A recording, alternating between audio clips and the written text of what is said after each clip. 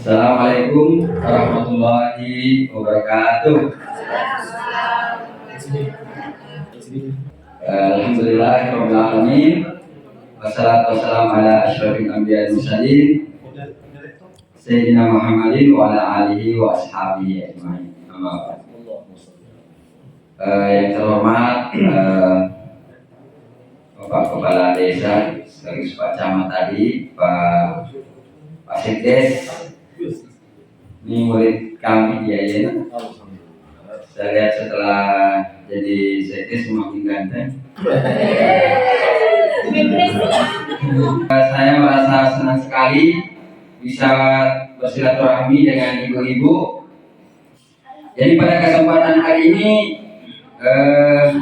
ada dua hal yang kita dapatkan. Ada dua pahala yang kita dapatkan. Ya, pertama pahala silaturahmi. Pahala silaturahmi.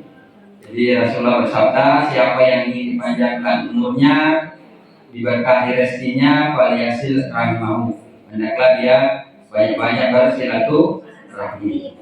Ya, kami dari Palopo perjalanan 3 jam ya 3 jam lebih ya. Kemudian pahala yang kedua yang kita dapat pada kesempatan kali ini adalah pahala belajar atau menuntut ilmu. Nah, jadi dua pahala untuk Yesus itu minimal dua pahala silaturahmi dan pahala menuntut ilmu. Nah, cuma orang kadang menilai sesuatu itu selalu dalam bentuk materi, ya. Kalau saya pergi sana apa saya dapat? Oh, adakah ininya? Kan orang selalu biasa begitu dalam ketika ada undangan kan? Dia tidak tahu walaupun mungkin yang kita terima tidak dalam bentuk materi, ya tidak dalam bentuk materi, tapi itu bisa bermanfaat untuk jangka panjang, ya untuk masa depan. Ya. Pernah satu ketika bapak saya itu. Jadi bapak saya dulu itu kepala KUA. Ya, jadi bapak saya itu memang ustaz hobinya itu mengundang ulama-ulama ke kampung ceramah. Dan setiap ada ulama atau kiai ustaz datang, bapak saya itu biasa ambil air, nah suruh baca-baca ero Pak Kiai, napa minum lagi. Ya itu biasanya orang tua saya. Ya, dan saya yakin bahwa ya ulama-ulama itu punya berkah, ya punya berkah. Jadi Bapak Ibu, kok melo mabaraka ulata, ya kalau itu macai, to makasih nyampe lo ulata itu datang baraka di ulata, kalau mau baca Quran, itu luar biasa itu. Jadi ya kok ulata itu di mengaji tahu Quran ulata, salah baraka itu boleh.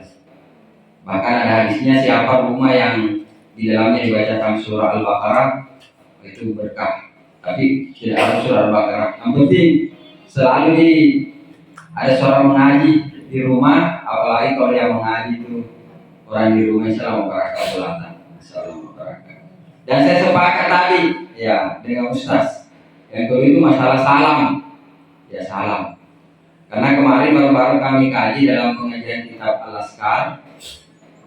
Kalau kita masuk dalam satu rumah, kemudian kita memberi salam, maka setan itu mengatakan kondisi sunah digagal tawata dan mulai. Apa keluaran setan ya. Nekia pertama kirsen dia bola, itu mah bereselen, itu mah baca-baca, maka setan itu dia mah bunyi di kawan andre lagi.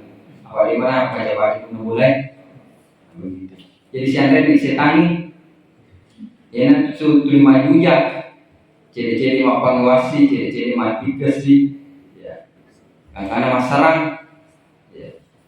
Sebab bahaya masalahnya, sebab bapak kepala kuat, mau ke situ, masuk sarak, lo masalah, si pulang ditaruh, ya pulang pak kuat. Jadi saya ternyata sejak kecil saya memperhatikan hal-hal seperti itu. Jadi biasanya itu kalau di kampung kalau ada orang yang bermasalah kan di rumahnya Pak Imam ditaruh, rumahnya Pak Kuah dinasihati dia kan si lusun untuk emang Ya, alhamdulillah masih semua. Kalau si larian dari sebelah Pak Puan ditaruh. Ya, jadi yang bisa kasih untuk kubecur kasus-kasus. Jadi ternyata ada manfaatnya. Ternyata ada manfaatnya.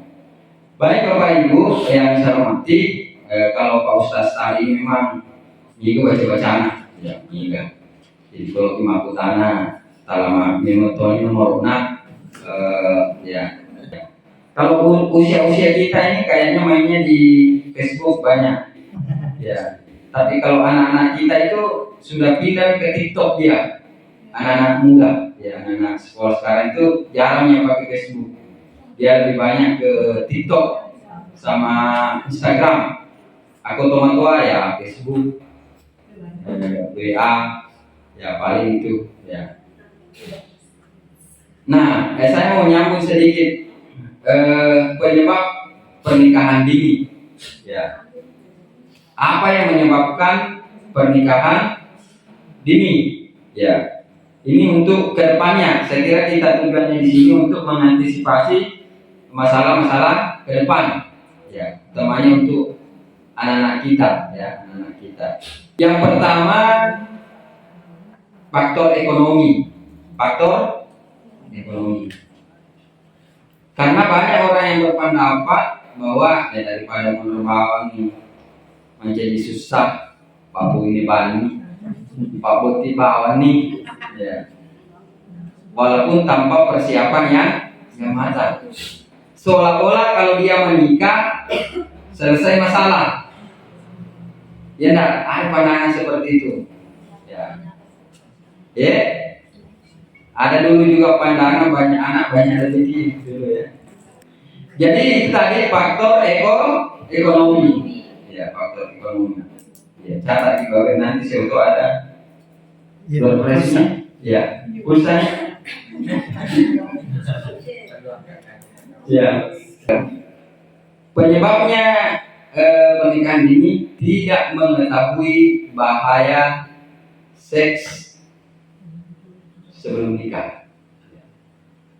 Dia mau mencoba-coba kah atau apa? Dia tidak tahu bahayanya, dampak yang bisa ditimbulkan. Jadi ini perlu kita mengetahui bahaya-bahaya akibat ini.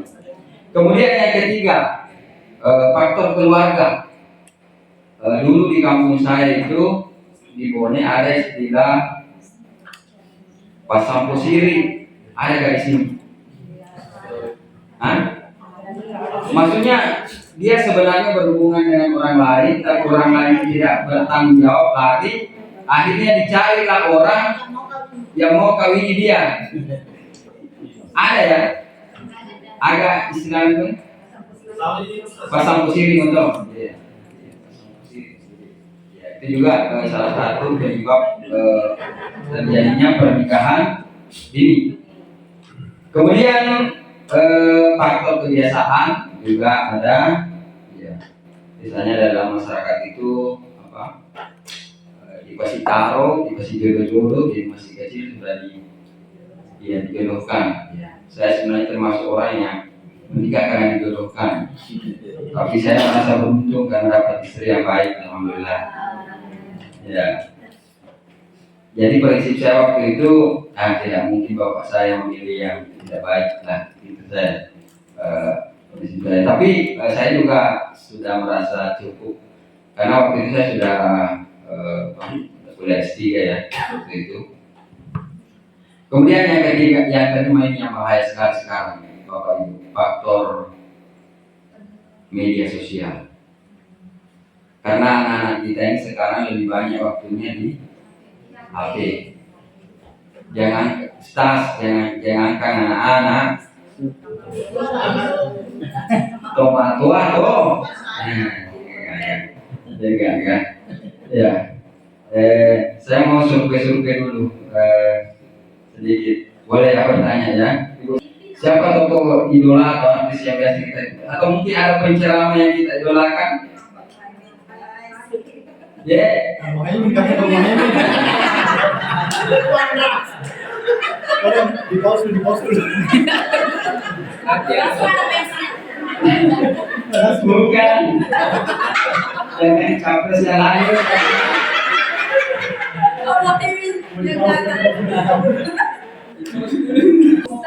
Ya Ustaz. Nah, nanti salah satu apa rasanya Ustaz saat lucu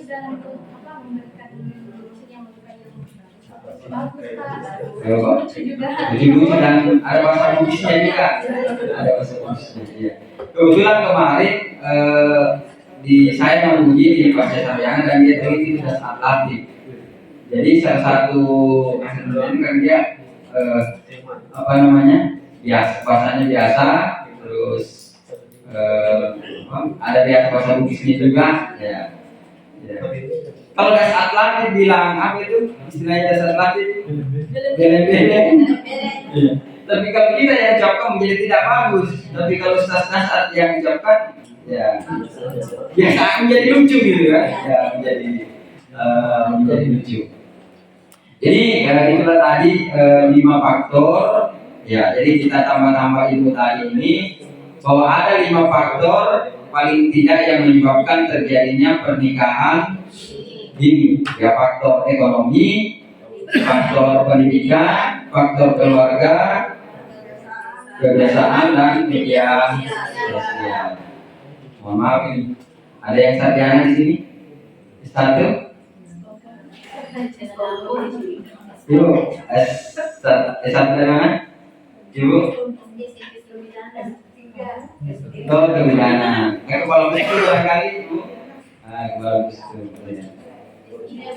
Iya, jadi berarti mungkin Ibu di sini tapi Ibu kepala pusku mayoritas penduduknya berapa persen yang saja banyak tapi yang muda-muda ya. Ya, alhamdulillah. Ya, alhamdulillah.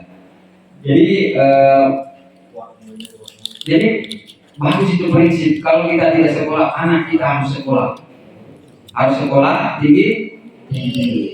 Itu prinsip. Saya senang kalau kita punya prinsip seperti itu bahwa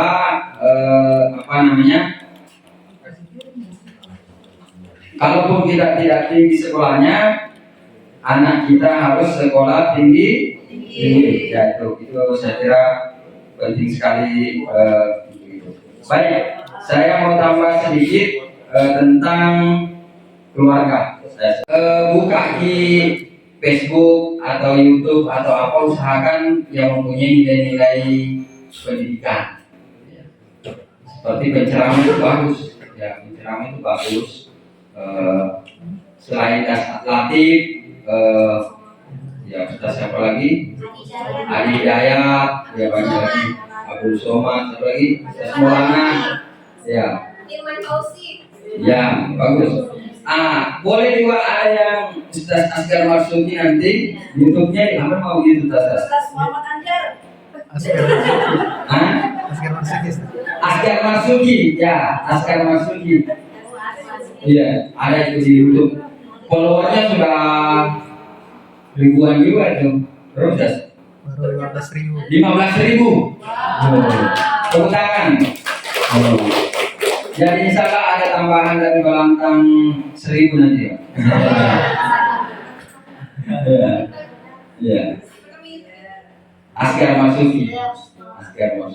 Ya. Ya. Nah, baik. Jadi satu kata kunci di sini kita harus selalu belajar. Ya. Harus belajar. Ya. Karena tadi bahwa keluarga itu adalah fondasi, ya, adalah fondasi dan anak-anak itu secara teori itu sangat dipengaruhi oleh, mohon maaf bapak-bapak yang di belakang. Kecerdasannya anak-anak itu banyak dipengaruhi oleh ibunya. Yeah. Jadi hasil penelitian menunjukkan kecerdasan anak itu turun dari ibunya. Yang kedua, kalau ibunya Ini kita pernah dengar mungkin Imam Syafi'i, Imam Maliki, Imam Hanafi, dan imam-imam yang besar itu rata-rata disebabkan karena ibunya yang rajin angkat tangan berdoa kepada Allah Subhanahu wa taala. Gitu. Jadi ya saya itu alhamdulillah bisa menjadi profesor begini bukan karena kepintaran saya, tapi karena saya rasa itu karena doa ibu saya siang malam. Ya. Lebih karena doa ibu saya siang malam. Bahkan ibu saya itu selalu berpuasa untuk saya. Dari mana Tina? Di sini Kak. Oh ya saya puasa untuk kamu. Segitunya ibu saya. Jadi ibu saya sering berpuasa. Kalau saya misalnya mau ujian, mau apa? Oh iya, mau ujian besok? Iya, saya puasa pada besok. Begitu ibu saya itu. Jadi seorang ibu itu harus bagus ibadahnya. Apa? Bagus ibadahnya. Baik ibadah wajib maupun ibadah sunnah. Ya. Jadi itu salah satu kuncinya dalam membangun keluarga yang harmonis. Ya. Dulu kadang saya biasa kalau hujan, tak perlu salat jamaah hujan. Apa bilang istriku? Ada di payung. Kalau perlu, ya ibu-ibu ini ya harus tegas Pak ya. Kalau suaminya tidak pergi salat jamaah, ya.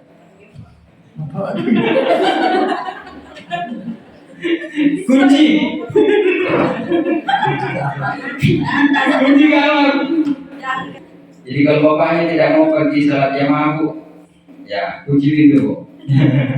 Ya. Jadi kuncinya anak-anak itu rajin sholat, bapak-bapaknya rajin sholat, ada pada istri menurut saya.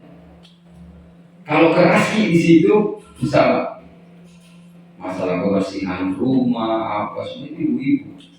Bukan ibu-ibu yang melakukannya, tetapi bagaimana ibu-ibu menjadi inspirasi di situ menurut saya. Tapi kalau ibu-ibunya yang memang majemuk memang kan? Ya. Kemudian kunci keluarga harmonis tadi adalah ilmu agama. Ya. Makanya kita ada majelis taklim, itulah gunanya ada majelis taklim. Ada majelis taklim di sini ya? Ada. Alhamdulillah. Jadi rajin-rajin ikut majelis taklim itu berkah karena ada hadis yang mengatakan tidak berkumpullah satu orang di satu majelis, Allah akan menurunkan ketenangan dan rahmat. Ya, ketenangan dan rahmat. Ya. Jadi kita datang itu insya Allah memberikan rahmat kepada kita termasuk hari ini. Jadi kata kunci yang ingin saya sampaikan menjadi keluarga yang harmonis salah satunya adalah ya laksanakan perintah agama. Apa? Laksanakan perintah agama. Itu kunci.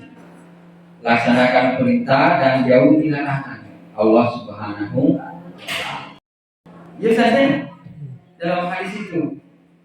Apabila dia sudah sholat, puasa, zakat, taat sama suami, selesai. Sudah masuk surga. Tidak Nabi bilang di hadis harus puasa Senin Kamis, harus salat tahajud tiap malam, tidak ada itu. Jadi yang penting juga tidak boleh menyakiti orang lain, jangan ambil haknya orang lain. Nah itu kita jaga. Yaitu tadi saya kira itu beberapa hal yang saya sampaikan. Mungkin ada seksi dialog kalau ada yang bertanya.